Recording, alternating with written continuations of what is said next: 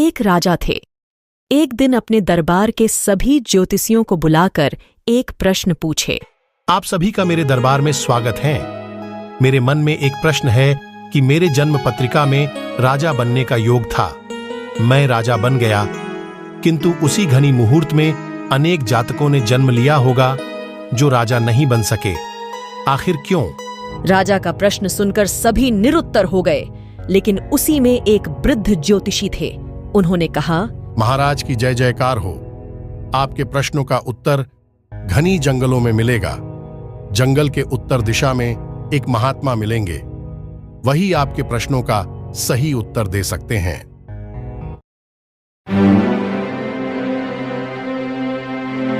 और राजा विद्वान ज्योतिषियों के कहने के अनुसार जंगल की ओर प्रस्थान कर देते हैं।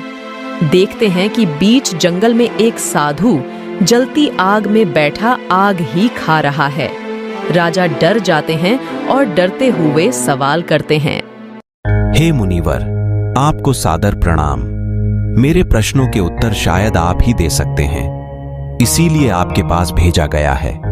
अतः मेरे प्रश्नों का उत्तर देने का कष्ट करें।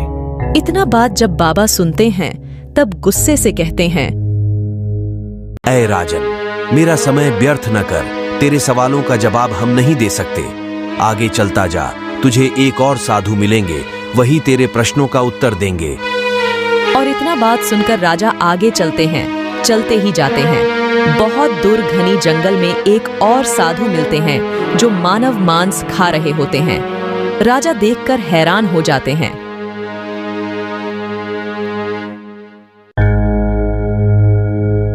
ऐ मुनिवर, आपको प्रणाम। मैं इस घनी जंगल में अपने प्रश्नों के उत्तर के लिए भटक रहा हूं और वह उत्तर आप ही दे सकते हैं। ए राजा, तुझे दिख नहीं रहा है। मैं अभी भोजन कर रहा हूं। मुझे बहुत जोरों से भूख लगी है। मुझे खाने दे और आगे जा। पास के एक गांव में एक बच्चा पैदा हुआ है, वहीं तेरे प्रश्नों का उत्तर देगा। जल्दी जा, नहीं तो वह बच्चा कुछ ही क्षण बाद मर जाएगा। मुझे खाने दे, मैं भूखा हूं। और राजा वहां से तीव्र कदम के साथ उस गांव के लिए चल देते हैं। सवालों की गुत्थी और उलझती जाती है। राजा मन में सोचते हुए जा रहे हैं कि एक दिन का नवजात शिशु क्या उत्तर देगा। उस घर के सामने रुक जाते हैं और उससे मिलने की गुहार करते हैं। तुरंत के जन्मे शिशु को गोद में लेकर उसकी मां आती है।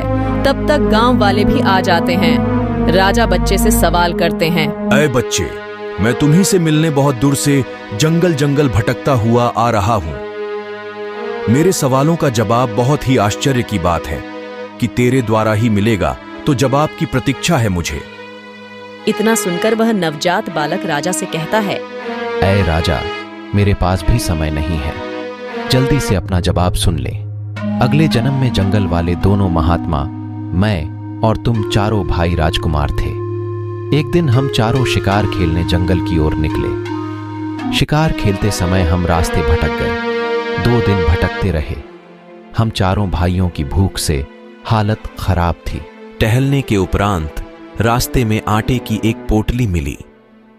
हम चारों ने उसी आटे को गूंथकर 4 रोटियां बनाई और अपने अपने हिस्से की रोटी खाने ही वाले थे कि एक भूखा ब्राह्मण का आगमन हुआ। ऐ राजकुमारों, मैं कई दिनों का भूखा हूं। मुझ पर दया करो, मुझे भी 2 निवाला खिला दो, बहुत ही पुण्य होगा। अरे, हम भी तो कई दिनों के भूखे हैं। अपने हिस्से की रोटी तुझे दे देंगे तो हम क्या आग का गोला खाएंगे? जाओ, हम नहीं देंगे, औरों से मांग लो। भाई ठीक ही तो कह रहा है। आज अन्न नहीं मिला तो हम मर ही जाएंगे। अरे, ये रोटी तुझे दे देंगे तो हम अपना मांस खाएंगे। मैं तो हरगिज नहीं दूंगा। भूख से हालत खराब है। अगर रोटी तुझे दे दूंगा तो पक्का मैं मर जाऊंगा। हम तीनों भाइयों की बात सुनकर आप दुखी हुए और ब्राह्मण से बोले, हे ब्राह्मण देवता, मेरे भाइयों को माफ करना, क्योंकि ये बहुत भूखे हैं। मैं अपने हिस्से का आधी रोटी आपको दे रहा हूं, कृपया ग्रहण करें। और आपकी बात सुनकर हम तीनों भाइयों ने अपनी अपनी रोटी लेकर दूसरे जगह को चले गए और छुपकर खाने लगे। और आपने उस ब्राह्मण देवता को अपने हिस्से की आधी रोटी दिया और आधी खुद खाई।